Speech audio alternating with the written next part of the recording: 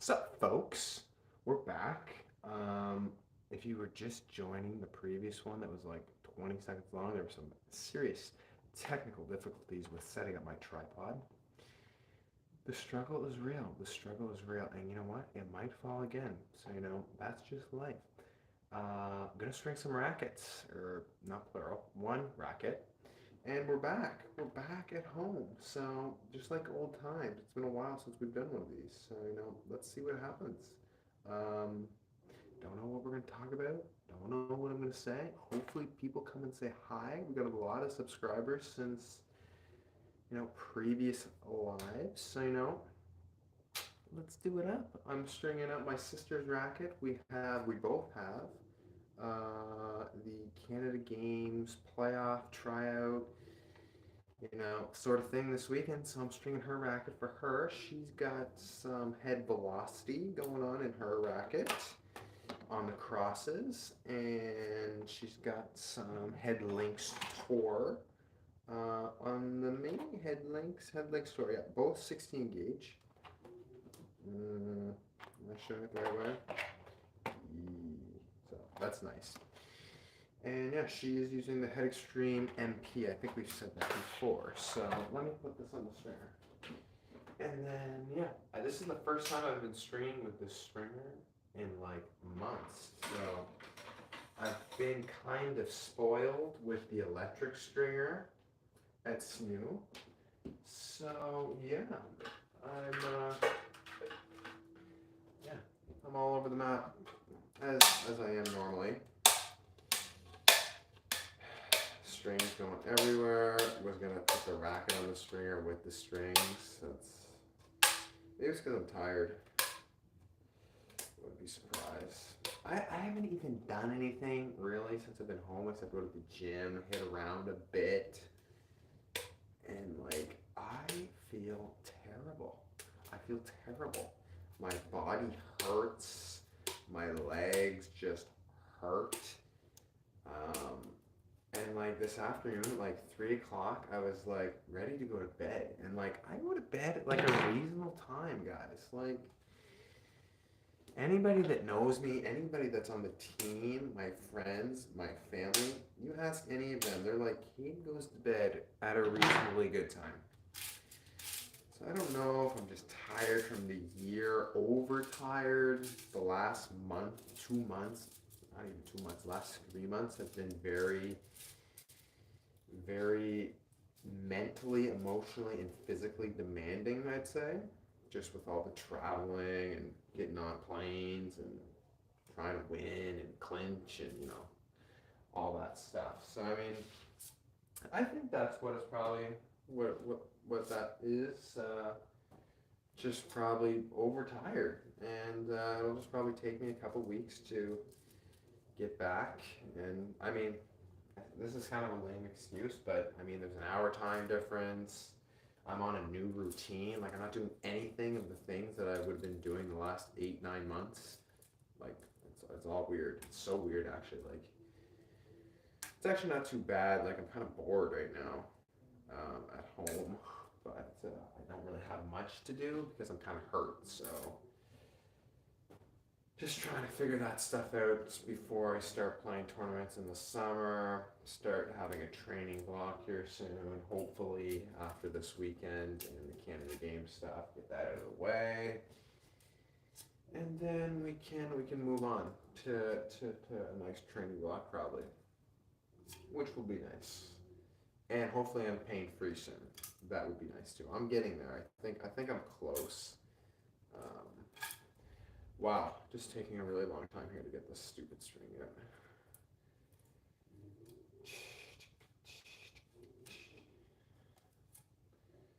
We had somebody that came in just a second ago. Kind of missed them. We gotta get that chat up too, guys. We gotta get that chat, live chat. We love it. We love it. If there's people that watch this at a later date, you guys know because this was probably in your feed because you're already subscribed to the channel. So make sure. Well, first of all, if you're not subscribed to the channel, you gotta subscribe. But second of all, if you already are subscribed, look at some of our recent videos. And we have Had one come out today. We had one about a racket review that came out a couple of days ago that did really, really well. Had a good showing. Is continued to go up in views. And we have another one coming here probably in the next like 3 or 4 days. It's already recorded. I just need to edit it. Sorry, we need to edit it because we share the editing, me and my dad. So yeah, that's one thing to mention too. It's not just me that runs SMP tennis stuff, you guys. It's not just me. There's also a lot of stuff that goes on behind the scenes that Coach Chris does that you guys have seen many, many times. For you guys that don't know, Coach Chris, aka my dad, father, coach, he does a lot of editing, a lot of some behind the scenes admin work, especially with our academy here at home in the summer. So I'm just the face of YouTube, really, but he's the boss. He is the boss. But we are showcasing my journey. Love it. I see somebody's in there. Show yourself. Come say hi. You gotta say hello if you clicked on it. Come on. Come on.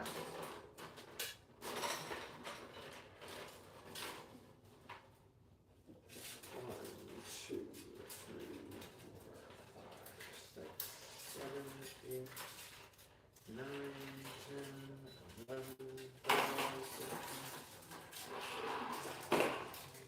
12. That's one thing I've noticed, like, or I'm just noticing now, is that this stringer, my stringer, is very high off the ground. This thing is like up to my,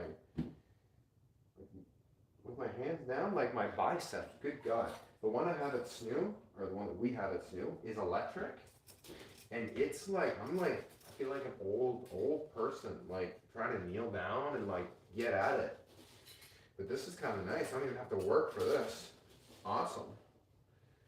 But it's not electric, so that's the sad part, you know? And it'll be nice to string a racket with a hybrid setup with I think it's a synthetic gut. What is velocity? What is velocity, guys? How come I don't know this? This is a multi. What am I saying? It'll be nice to string a racket with, you know, with a multi-string, because I've been stringing other people's rackets, my rackets at the school, and nobody uses multis. So there, just so you guys know, college tennis players, like I'd say like 90% of them use a full bed of poly. One, probably because it's cheaper, but two, because it's just better. It's just better. And especially for college players, I find. Like I've rarely seen any players use a synthetic or a multi, and definitely not natural gut, I'll tell you that right now. So yeah, back to what I was saying. It's nice to string with a multi right now because it's easy. It's so easy when you string it. Just because it's easy to tie knots, it's easy to crosses, and it's nice on your fingers and fingernails. People who have strung in the past definitely know what I'm saying. They definitely know what I'm saying. I've yet to string with natural gut. I'm sure that would be a treat, not only to string but also to use after you've strung it. Something I definitely want to do in the near future. Maybe we can. That would actually probably be a good video idea, honestly. Like doing first time playing with natural gut. If anybody played with natural gut that's on there right now, because like I'm just kind of surprised I haven't done it yet because of the amount of tennis I've played and the amount of strings I've used. Folks, let's go Celtics. Nate, get out of here, Nate. Get out of here, Nate. No, I'm just kidding. Nate, we miss you, Nate. We miss you. I miss seeing the dog. Guys, Nate is my assistant coach from SNU. He's missed right now. He is missed. But yes, let's go Celtics, Nate. Let's go. Who else is in here? We got a little question I think I saw. I gotta be careful when I tap on my phone, guys. Like this thing is gonna effing fall over. Stringing tour by 46 pounds on the extreme tour, a good idea. I usually string 52. Hey, you know what? I think that you should string at whatever feels good, because one thing I've learned with all the racket customization and strings and lead tape is that you have to find what feels good. So like I bought the racket, it's 305 grams. I just loaded lead tape on it. I string it with a full bed of poly. Like you you gotta find your sweet spot, and like basically what I'm getting to is try it. It's not gonna hurt to try it. I've never strung as low as 46 pounds. Personally, for me, that is too low. I think if I were to swing at a ball with a 46-pound racket, I think it would go over the fence. But like, you look at guys like Manarino, he strings at like 23 pounds or something like that ridiculous. I don't know. But if I'd say to you right now, go for 100%, and then go from there. Um, why are you wanting to go down in tension? I guess would be a question before you do it. A lot of players go down in tension because of tennis elbow, or they want to try it, maybe like you are, or they want to get some more off of the ball. So maybe they want to hit it deeper. They're just looking for something small that can maybe help that. So I guess that would be my question to you. What are you looking to get out of it? And if it's just to try it, well then of course, go for it. Of course.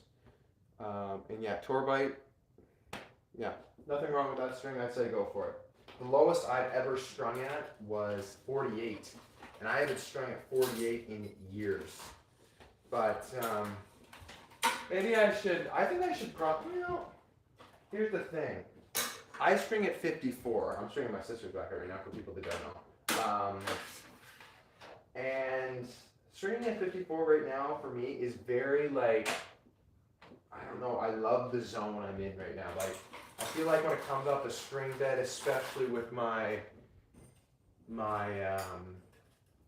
racket and how it's customized, it just feels solid, feels good. So I don't really want to tinker with my tension, but I've been anywhere throughout my whole junior college career from 48 to maybe even 56 is the highest I've ever gone. But yeah, tension's a good one to mess around with, I think, especially if you're experimenting, trying some things out. I'd say go for it. Anybody that's, looking for those kind of things. I'll try and keep my eye on the chat there, because I think the last time I did a stringing live, it would have been on my computer, which feels like eons ago, because we went through this. This is before like our YouTube channel was actually like, I would say any good, but like before it was bigger, let's just say that. And like we would go through this third-party app, and it was so bad. It was so bad, and it was glitchy. And anyway, but I could see the chat. When I do it on my phone, I have to go over and click and see the chat. And I'm kind of afraid to do that right now because my tripod just bit the dust. So like it's hanging on by a thread. Like I have one leg of it propped up on like the cable box. So of course ask questions as normal, but like I'm gonna be super delicate when I come over there and click the screen if there was any chats. I'll do that right now. Super delicate with the touch stuff. Ooh. Nate coming in with the good tips. If struggling with tennis elbow, a lot of strings come in softer versions, so you can string tighter with softer versions of poly, but it won't kill your arm. Agree, Cater? 100%, Nate. Nathan Miller. Hey, Nathan. Yes, guys. Oh, man, I missed a bunch of these. Shoot. Okay, yes, I'll talk about that first. I would agree. Like, for example, like a lot of the guys, well, I shouldn't say a lot of the guys, but I think Tour Bite comes in a softer version. I know nobody has said it, like, I know nobody said they had tennis elbow, but if we talk about tennis elbow, lowering the tension For example, Slinko Hyper G comes in a softer version, Hyper G Soft. So if you love that string and you're like, I want to try the Hyper G Soft, then that could help too. The other thing I would suggest is moving to a softer string setup, which could be, like my sister is using right now, a hybrid. So a multi in the cross, or if you're really having a hard time, you can throw the multi or the gut, synthetic or real, in the mains, which would really should alleviate any maybe pain or discomfort you're having. And then if you're still having issues after that, well then I think you have to go to a physio, because after all, if you're still having problems after that, that's a physical issue 100%. So that's that. Hold up, guys. I know there were some other things here. We got 6 people on. Hold up. I know I'm getting slow. Okay, I want a little more off the ball and just try it, to be honest, but thank you for letting me know. I tried the same setup of your stream tour and I loved it. I just wanted to say thank you. Not a problem. I'm happy you love it. A lot of people love that racket. Nathan, hello everyone. Hope you're great. Nathan, it's been a while since I've seen you on here. CK Tennis, sup Christian. Will you switch your tension for the summer months? We'll see. I don't know, Dad. I don't know. It just depends how I feel. I played really well this year. The temperature difference isn't that big of a difference between here and SNU. Probably not. But that being said, if it gets really warm when I'm playing some of the bigger tournaments, and I know it could be like 30, maybe like for my Canadian people here, I'm talking in Celsius. For my Americans, get out of here. No, I'm just joking. For my Americans, you might just have to do a little bit of a conversion here. When it's like 30 or 35, I might change my tension if I look at the weather. For my Americans, I believe that's like anywhere between like 90 and up. So if it's going to be that warm, I would look at changing my tension to a tighter tension, definitely not lower, because then the ball flies more. But I'm not too anal with that stuff, because I feel like a lot of it comes down to the player. If I'm getting somebody to string my rackets, then you know what, I'll say, hey, you do this, you do that. But that's if I'm getting like my racket restrung every match and I get 4 or 5 rackets to bring out. I don't have that luxury. Do I wish I had it? Maybe. But if I did have that luxury now, I think I would be out of money, because, us college kids are kind of broke, so. Wow, I missed this new stringer, actually. It's kind of weird using this.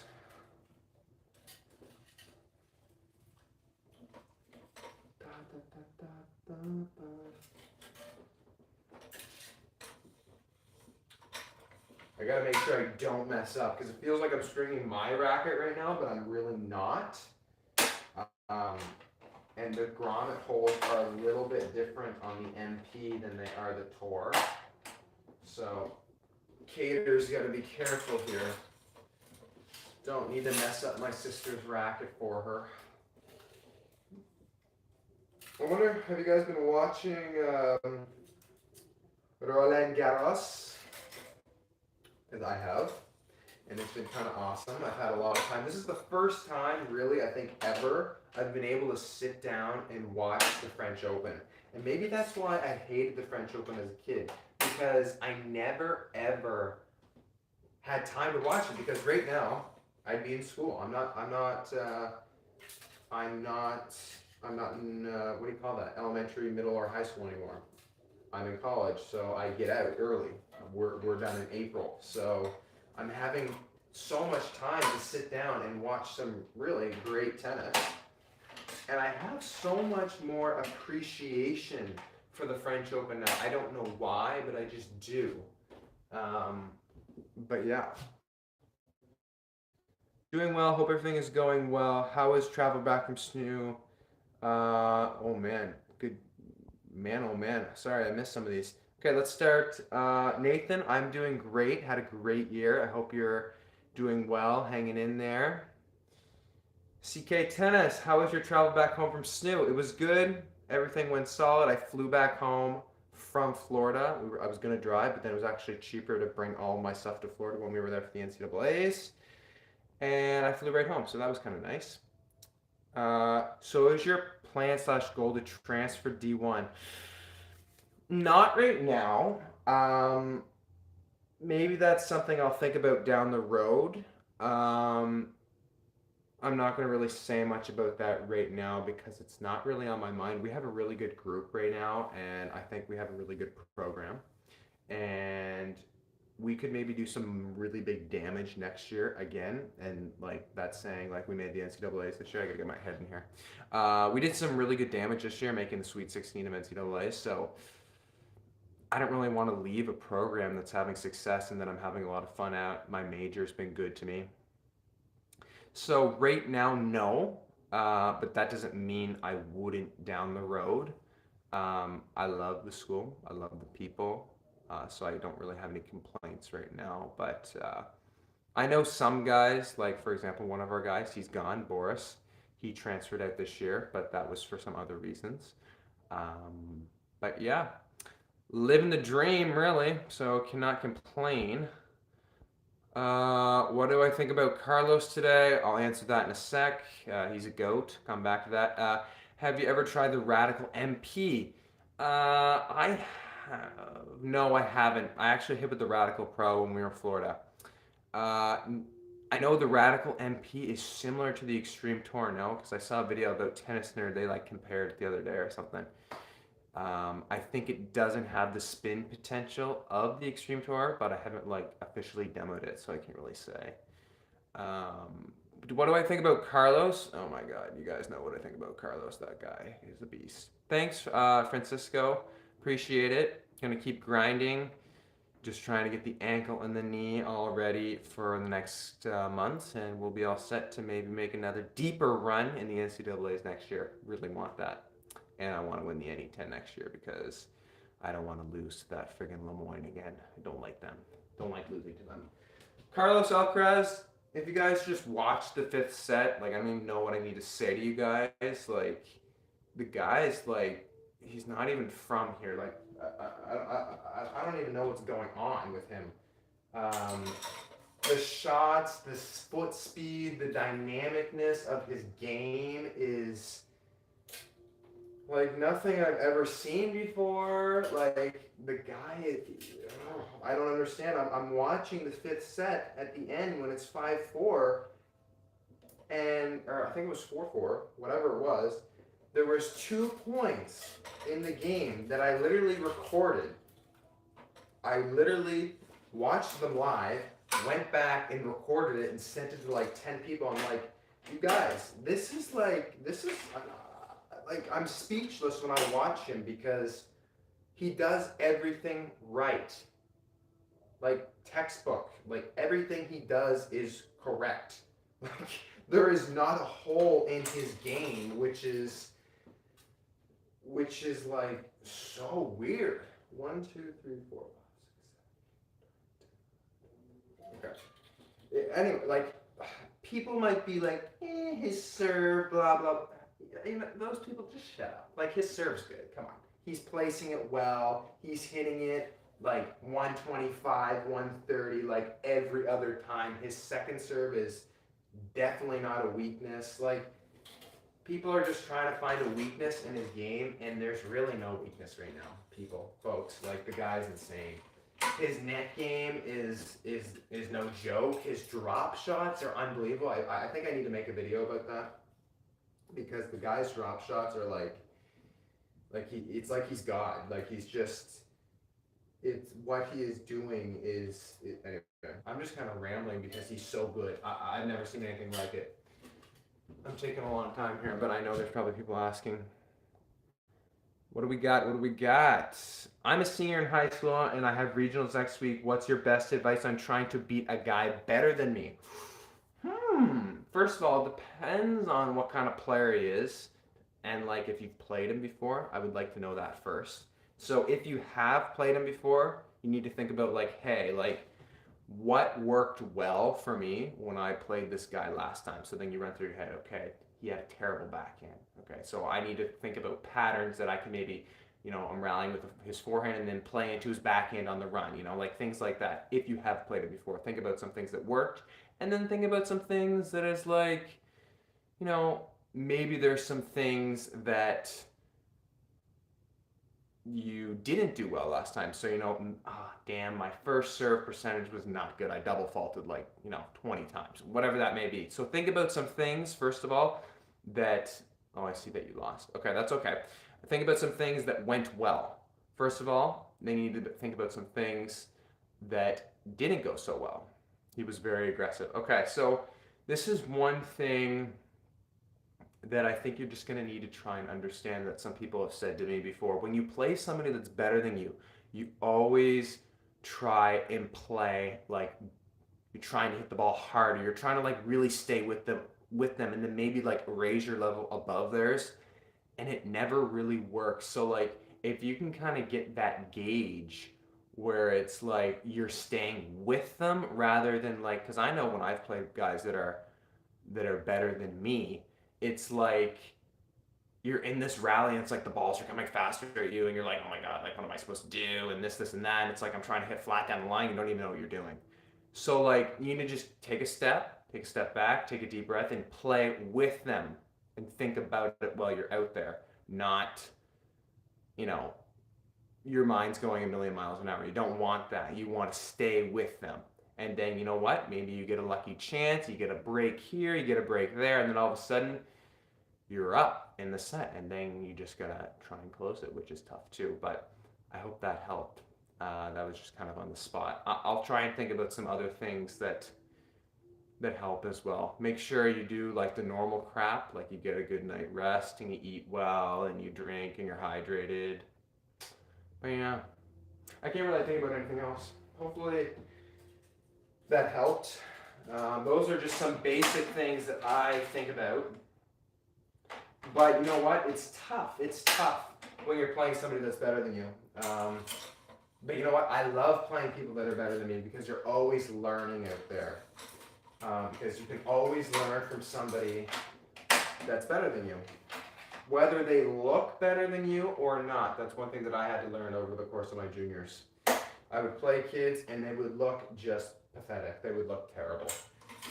And then I was like, you know what? That guy's better than me. What did he do well? Like, I can learn from this guy, Even if he's younger than me or older than me, it doesn't matter. Like, that's one thing. When I was a kid, I would really think, like, the way you look on court is the be all end all. And it ain't. It really ain't.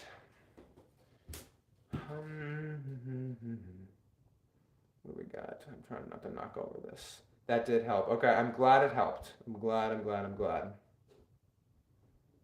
Stay, please stay, tripod. I'm glad that helped.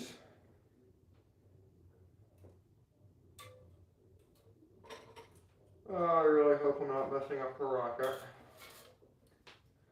It's nice to do this with you guys, though. It's been a while.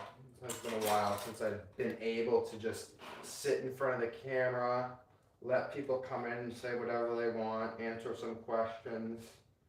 Because it's hard to do that in the comments sometimes because they might want an answer right away and they don't get one. It might be a day or a week or, however long.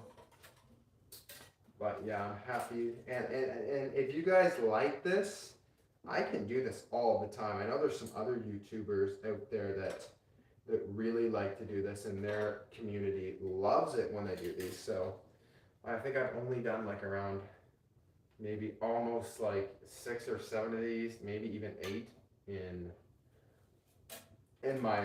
our whole like MP tennis journey.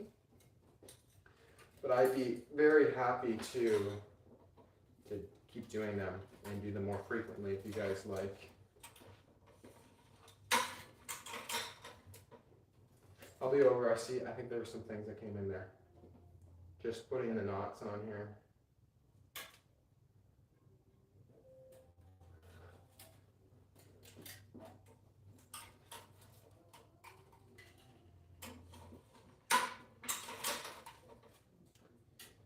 I don't know if the guy is on. I don't know if it was Nathan that asked, Nathan Miller, or if there was somebody that asked if I was going to transfer. I just thought of something.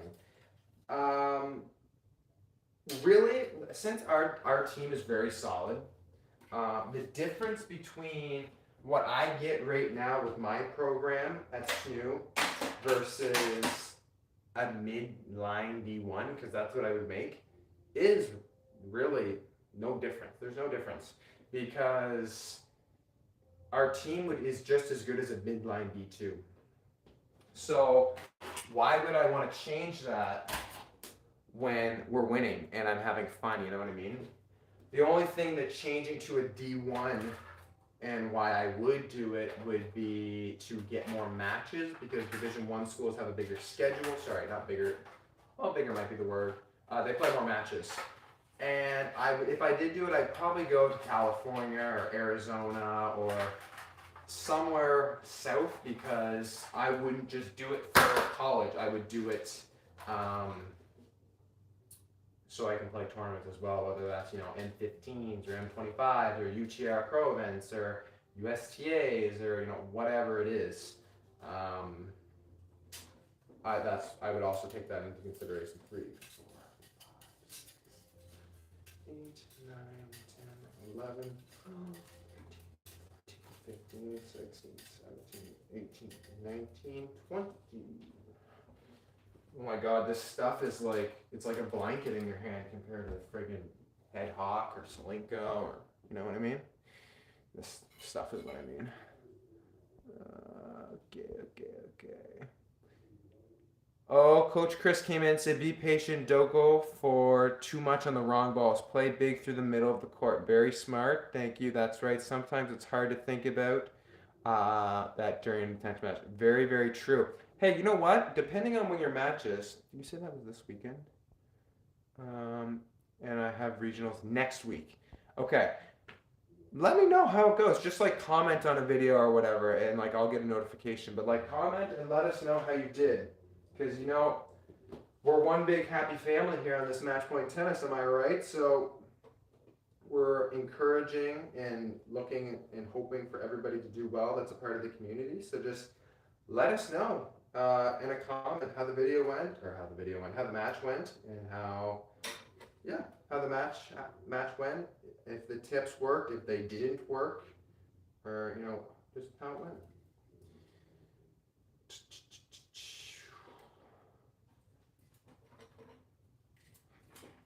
Man, oh man, it's so you can just pull gut or even multi-filament. It's so easy. You can just pull it with your hands and the knot goes. I love it. I love that. So easy to string with, and I'll even pull it on the crank and it doesn't even click because it's so smooth. Weird. Okay.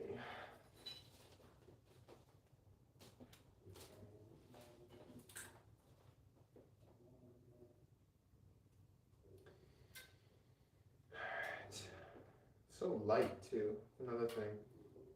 Not as heavy. And that's so true, because when I demoed my racket for the very first time, or when you demo any racket, a lot of the times it comes with a hybrid string. I hate it. That's something I'm just going to go off topic about. I hate it when you go for a demo and they give it to you with a hybrid string. And listen, I know there's a lot of people that love hybrid strings, but hybrid strings are just not for me. No. And I don't know. I just, it's a pet peeve of mine because I want to try it with my string. And I hate that people or clubs don't let you try with your own string. They're like, no, we want our string in it. And then I'm like, well, how about I even pay you to put my string in your racket? And they're like, no, we don't do that. Well, I'm not going to buy that racket then. I feel like it's totally against, why do you demo a racket? You demo a racket to see if you like it, so you're going to buy it. If you are using X racket with X string in it that you love, why would you try a different racket with a different string in it? Makes no sense, especially if you're a good player. You want to know how your string feels in that demo. So I get super ticked when clubs, you know, like that's another thing. At the USTA, that's a joke, in a good way. So like one of the guys was playing with a Radical Pro and like a V Core or something, and they had like tens and tens of each racket in their own demo with different string in it. So like let's say you liked Head Radical Pro with Torbite in it or Poly in it, they had one of those available in a 4 3/8 grip. Or you don't like that, you want a 4 1/4 grip, they have that for that was the best place I've ever been for demos. They were just like, hey, you know, and like if you're out hitting today and you're like, you don't really like it, just come back in and we'll swap it out for a different grip size or, you know, like a different racket or, you know, if you want to try a different string setup, just let us know. Like, wow. That's nice. I feel like I'm a pro there just listening to the conversation. So now that's the USGA National Campus. I understand that's a different animal compared to, you know, X store out in the boonies in Canada, but like it's just kind of like annoying. I think you guys know what I probably mean.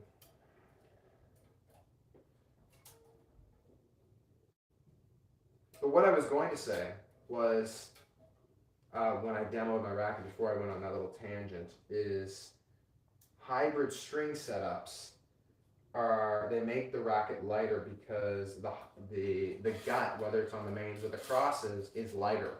It's a lighter string compared to the poly because it's the material that it's made up of is lighter.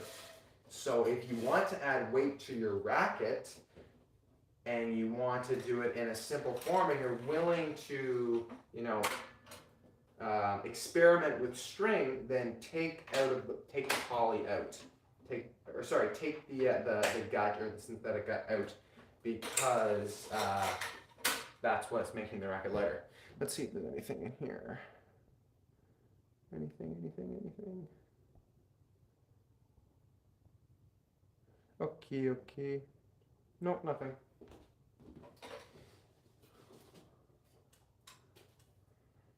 Feel free to ask anything. I'm pretty much an open book over here. I'll probably be here for another, I don't know, 20 minutes.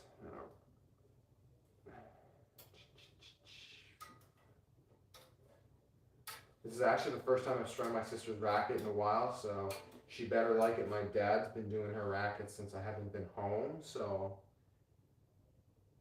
I don't think she'll be too picky about it.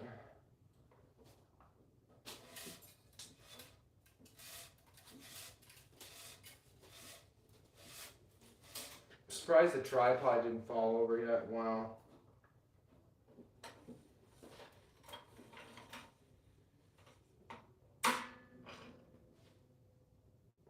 But yeah, French Open's on, guys. Like I said, I've been able to watch a lot of it. Iga Swiatek is an absolute beast. Love her. I was sad to see Sakkari got beat out today. Dang. I think she was beat out today. If I look at the scores right. That sucks. I like her. I like Iga Swiatek, and I like Halep. One thing that me and my dad were talking about today is like, even though like surface isn't that big of a difference as it used to be like in the 80s, 90s, even 70s, it still does make a difference. Like these players that are, you know, it might seem like common sense, but like players that are big hitters, guys and girls. Like if you look at somebody like Sablanka or like somebody like Isner or somebody that hits really flat. So like I'm trying to think about somebody that hits really flat on the guys tour. Oh my god, come on. Even somebody like Dennis who lost. Those guys, I feel like they really struggle on clay. And like some girls are very like one-dimensional, I've noticed. So on clay, if they're just like flat hitters, like I don't think it works unless they're on fire, because then you have like the Ostapenkos of the world who, you know, went on those crazy runs a couple years back and they win. But if they're not like bang on and you have a one-dimensional flat ball striking game on clay, I just don't think it works if you're playing somebody that's not one-dimensional and can hit a slice, can hit a high ball, can hit a second serve, can come to the net. Like I feel like on clay, it's just there's too much time. There's too much time, and like that's one thing that I still don't understand with the WTA tour is that the girls are one dimensional. Like why? Why is it always flat and hard, flat forehands, flat backhands? Like there is no reason why a female player cannot develop a kick serve or cannot develop a slice. Like I know like physically females might not be as strong as males, but there's no reason why their kick serve they can't have a kick serve. It just might not be as hard. Or coming to the net, like man, oh man, if I was working with a female player and she had a slice backhand and was coming to the net. Think about Ash Barty. She just retired. That's so sad. Actually, I don't know if we talked about that. She was deadly. She had this wicked slice backhand. Was able to hit flat on the forehand, high on the forehand. Great second serve. Could flatten the first serve out. Moved well. Like that's the full package right there, guys. Like that's that. Like, and then you look at girls like Sablenka. I can't stand her. And it's not because I don't think she's a good person. I'm sure she's a very nice person. It's her game. Like, it's so flat and so, like, one-dimensional. So, I don't know. I just feel like if you're building your game, you need to make sure, and I'm not like an expert here either. I'm just saying what I think.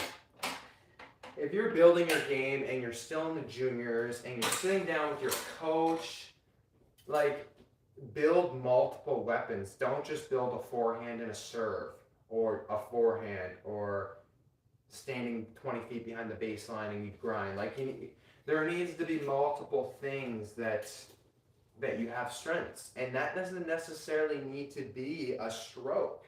It could be, I have a solid forehand and my fitness is really, really good and I'm mentally tough. It could be that. Or it could be, I'm a great serve volleyer and I don't know, I'm good at taking people's time away, but I don't have that one shot, but I'm really good at that aspect of the game, which means I can come into the net, I take the ball on the rise, you know what I mean? Like, make sure there's multiple things that you're good at doing. And I just feel like sometimes I see players, even in college, guys, and they're too one-dimensional because you can find holes in their game, and then all of a sudden they're done. I don't think there's anything in here. So anyway, another little tangent. But the guys and girls that have success, I mean, think about them. If you think of the GOATs of tennis of all time, like going back, you think about, just think about Roger, Rafa, Novak, even Andy Murray, Stan, Wawrinka, these guys, they can do it all. They can do it all. And if you look at the number one players in the world over the past few years, girls and guys, they do it all. They have great forehands and backhands. They have great serves and volleys. They can grind when they have to. So just really interesting to see the aspects of people's games and how if they're not playing well, and that makes me think of Carlos today, he was not having a good day. He played 5 sets against Romanos Vinolas.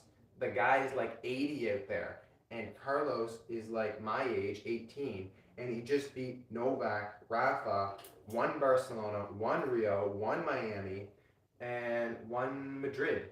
Like, the guy's on fire, and he's still on fire, won his first round easy, and he comes up against this tricky opponent who makes him feel crappy, not playing as well, but the guy found a way to win when he didn't have his A game. And that's because he's not one-dimensional. He can do a lot of different things. He can step back. He can come to the net. He can hit drop shots. He can do X, Y, and Z, right? He's not just staying from the back the whole time, which is a pet peeve of mine. Because, one, it's boring to watch, but I don't know. Just kind of going off here on a tangent. But yeah, Iga Swiatek, too. She's like the Carlos Alcaraz right now of the women's tour. I feel like very similar, actually. I don't think she comes the net as well as maybe Carlos would. But, I mean, in general, like I said, I wish they did it more. Females don't come to the net as much anymore, as much as the guys do. But her intensity is beautiful. Her intensity is amazing on the court. Her and Zachary have great intensity out there. And that's another thing, too. Talking about the guys and the girls tour. A lot of people just watch the guys, and I don't like that either. Like, these women are very talented and destroy the ball and are mentally tough, and they do everything the guys do. And you can, I watch Iga Swiatek, I'm like, damn, like, she does that really well. Maybe I should try doing that, you know? Like, that's one thing. Like, you gotta watch all levels of tennis to really learn. Girls, guys, juniors, college, pro. Great advice. All court game is the best for sure.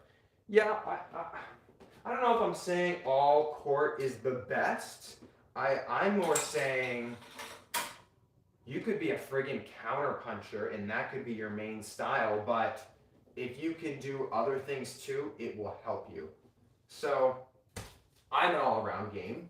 I don't necessarily have, holy crap, Cade's forehand is going to blow me off the court. No. My forehand is a weapon, but it might not be a weapon like, per se, our number one guy on our team. But I use my forehand in different ways. A good example of that is Andy Murray. Andy Murray doesn't have a Roger Federer, Novak Djokovic.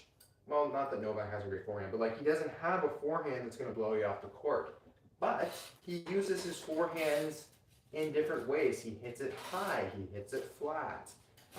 It doesn't have a lot of pace on it. He moves it around the court well. He uses angles. He has a great running defending forehand. So, I mean, but Andy Murray's not going to hit winners with his forehand. But it's able to set him up or, you know, create opportunity where the rest of his game can put stuff away, if you know what I'm saying. So, kind of interesting, too, how that all works. And if you really watch out there, you know, some of the guys are really, really smart out there because they know they can't blow somebody off the court with their forehand or their backhand. One thing that's really funny, too, is like my dad was saying today, I didn't actually see it, but when Zverev was playing Sebastian Baez, I think that's how you say his name, they went 5 sets today, if you guys didn't know. He was up 2-0 Baez, and then lost like Musetti did last night. And Sasha sometimes hits backhands on this side. I don't know if you can see, if you're a lefty, this way, righty this way, hits backhands from his forehand side. I don't get it, and I don't know why he's number 3 in the world. I don't know how he does it, because that's one thing, like 99% of coaches would say, like, never hit your backhand from your forehand side. It's different if it's on the return, but I just think it's crazy that he's hitting his backhand from his forehand side. Like, he's opening up the whole court, and it's awkward, and it's weird to hit your backhand from your forehand side. But anyway, what am I saying? He's number 3 in the world. He's won the Nito like twice or something, and he's playing Roland Garros, so I guess I can't really harp on him too much. He knows what he's doing. He won in 5 sets today. I just think it's funny that he was hitting it in his backhand from the middle of the court today. It just blows my mind. But, and like Novak has the greatest probably two-handed backhand or the best backhand of all time, but he doesn't hit his backhand from his forehand side. Correct me if I'm wrong. But, I mean, I've watched Novak a lot, and he doesn't do it like Sasha does. And maybe that's why Sasha hasn't won that Grand Slam yet. Maybe that's why he can't sustain it over the course of 2 weeks in a major, best out of 5 sets. Maybe this is one of the things that he could work on. I don't know. I'm not his coach. I'm just kind of spitballing here. But yeah, it's interesting. Watch these things when you're watching tennis. Don't just. That's one thing I used to do a lot. I used to just watch tennis because it's like fun to watch Roger Federer hit one-handers down the line. It's not about that. It's about, well, you know what? It's about what you want it to be about.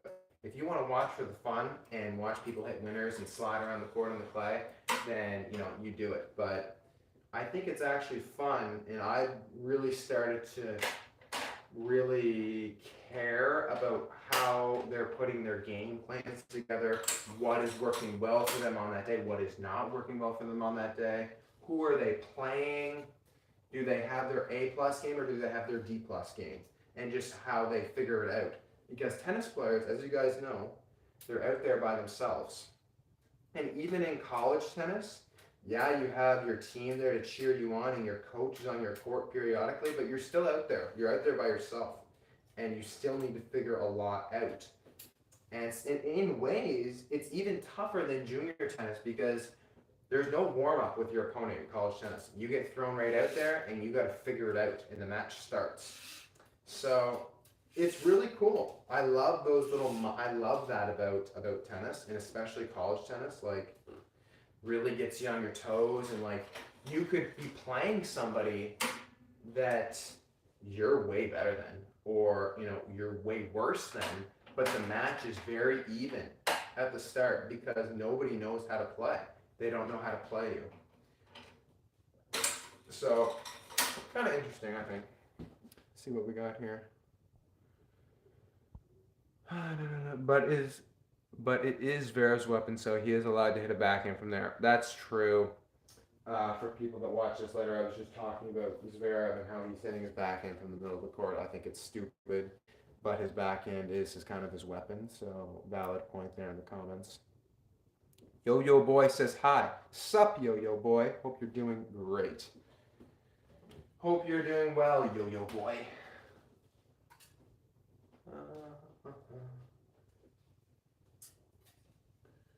Well, we're going to be wrapping this up very, very soon, and then I'm going to go to bed because I'm tired. Tired from doing nothing.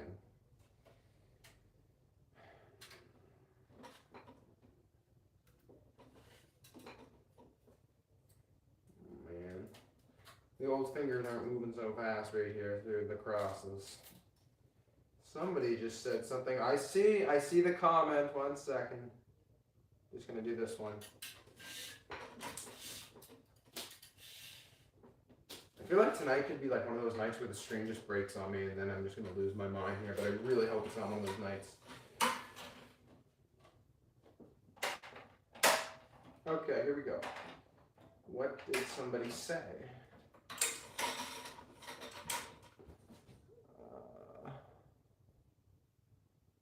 What strategies, or what string is that blue string?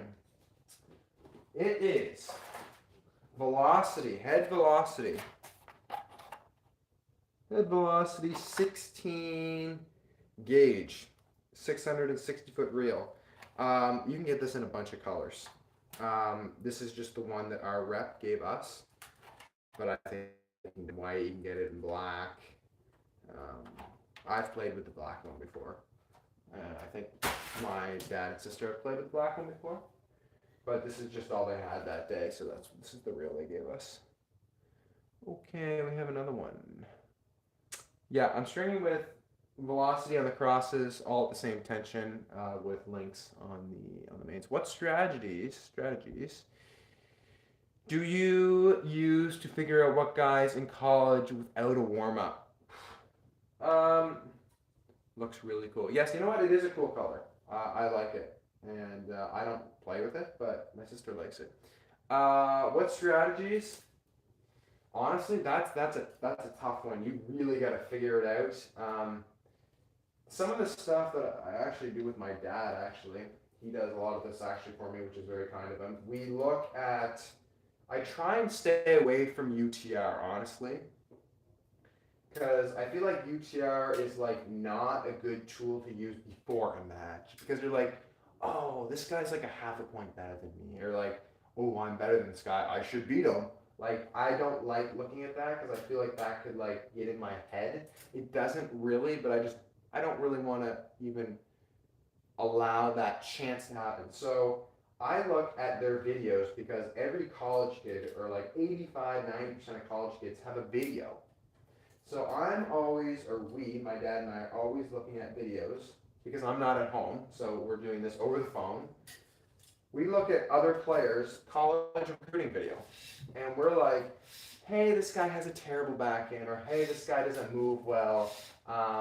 Or even if the guy's really solid, the guy struggles with high balls on his forehand, or like, those kind of things. So then, if I have that in the back of my mind, I'm like, hey, let's try this out in the first few games. And then if it works well, then all of a sudden I have something in my head that I can go off of. But if it doesn't work, then you need to kind of figure it out. And definitely the first few games are feeling out games, so that's why I said you just need to feel it out. I was thinking more about what you do in the match to find some of the holes in their game. Ooh. Honestly, like, it depends on every match. Like, I just go with my patterns. Like, let's say you run 3 or 4 patterns normally that work well for you. If you run those patterns, and it depends on the player because, so I guess strategy number 1 would run my patterns and see what happens first. So, let's say I hit a slice serve out wide and he returns it really, really deep at my feet.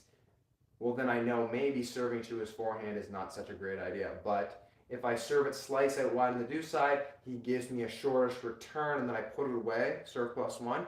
Well, then I'm like, okay, this guy's return on the forehand side might not be so great.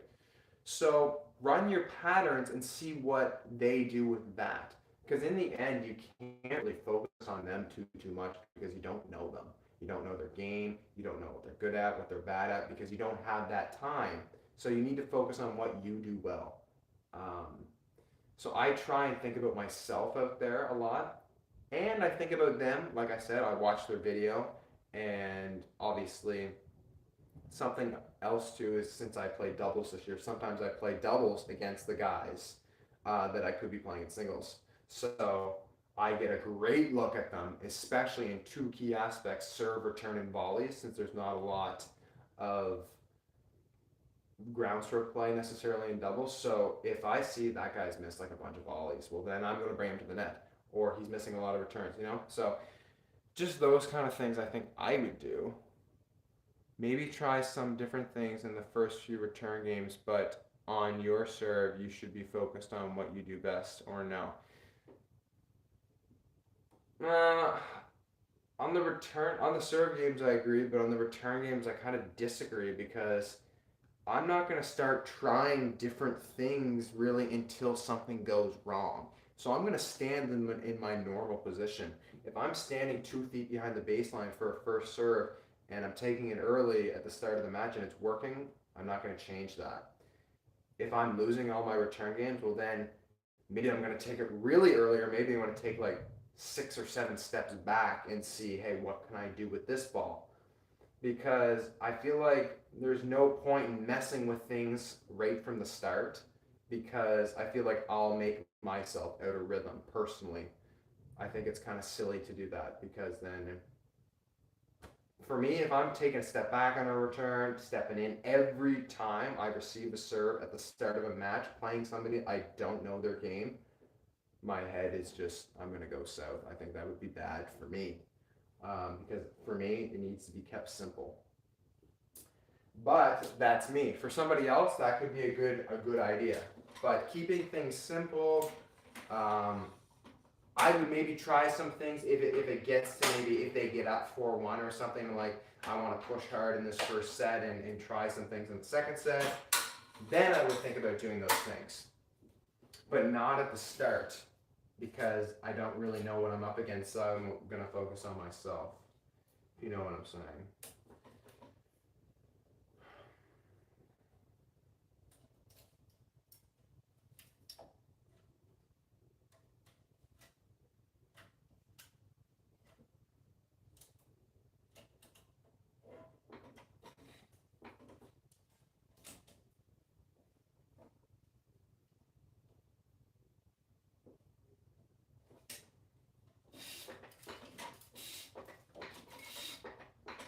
just give me a chance. I don't know if anybody's saying anything. Just give me a chance to do these next two crosses, because then I will have a chance to come back, because that was a long exchange.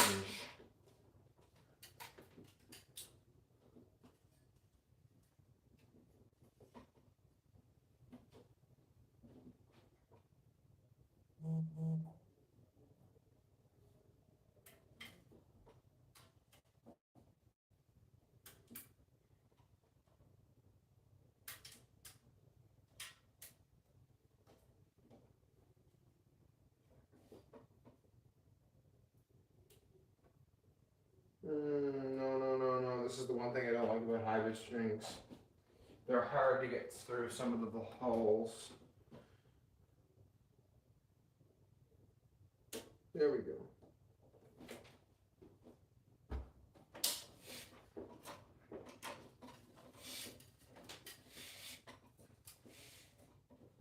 All right, folks, I'm coming to check. Hold on here. Huh.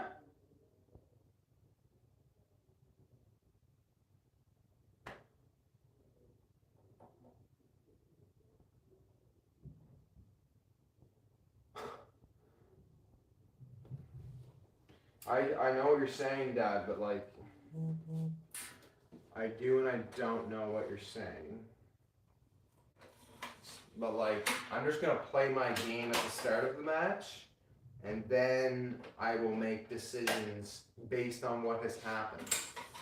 I'm not gonna do anything out of the ordinary unless I see it from the first 2 points, like that guy's backhand is trash. Like, I'm not gonna do anything. I'm just gonna run my patterns. I'm not gonna do anything different or that I haven't done before.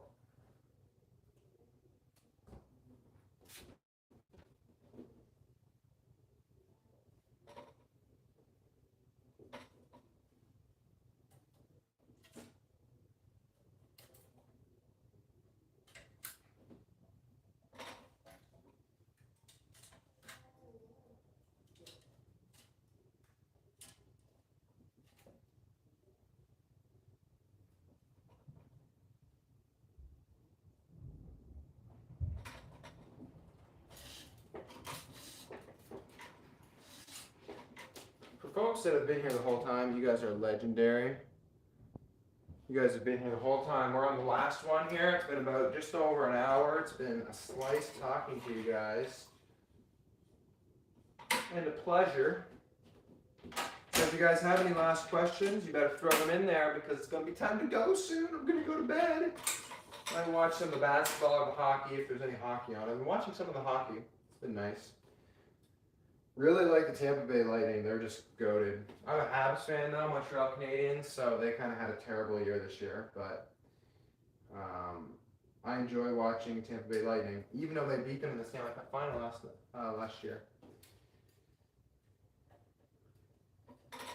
But yeah, I've been watching some of the hockey, been watching some of the basketball too, because a lot of the guys at SNU are huge, as you guys even see in the previous comments. Nate came in. He's a huge Celtics fan, my assistant coach at SNU. Huge Celtics fan. And just because we're 45 minutes away from Boston, so we can go see the Red Sox, we can go see the Celtics, we can go see the Bruins, you know. And everybody loves anything Boston sports there, which is, it's really cool actually to be a part of that, because I know when the Red Sox were kind of making a little bit of a run there in the playoffs in the fall, oh my God, like I said, we're 45 minutes out of Boston. Not super far, but man, it's like, it's a vibe. It's an electric vibe about the team. Oh, I forgot about the Patriots too. Don't even get me going about them. Not a Patriots fan, but they love their Patriots in New England. I can give you that. They love their Patriots. They do. This is the finished product, ladies and gentlemen. First time back on my stringer. It's been treating me well. String job looks nice. I hope my sister likes it. Let's see if anybody said anything. Thanks. Great to talk to you again. Have a great night. Thanks, Nathan. Your goat. Thanks for always coming in and saying hi. And yeah, best of luck with your tennis stuff. Until next time we talk. Have fun. Good stuff. I'm just going to move the stringer over here. So I know we only got 3 people on, but if you want to say anything, I'll give you a chance there. Because then I'm going to shut her off for the night.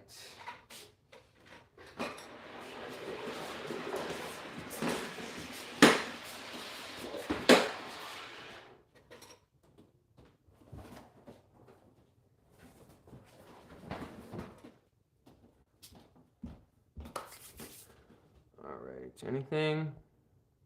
I think that's it. Okay, guys. It's been a slice.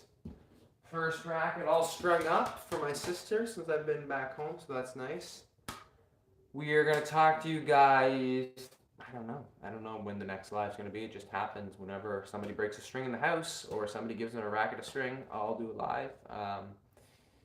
Or you'll see me in a video. So I actually recorded one yesterday, I think. Yes, yesterday. So that might be coming out in the next 3-4 days-ish. Should be a good one. It's about rackets. So if you like rackets, then you better check that one out. But that's going to be it. We'll talk to you guys later. Like and subscribe. Do all the clicks, you know, that stuff. So we'll see you around.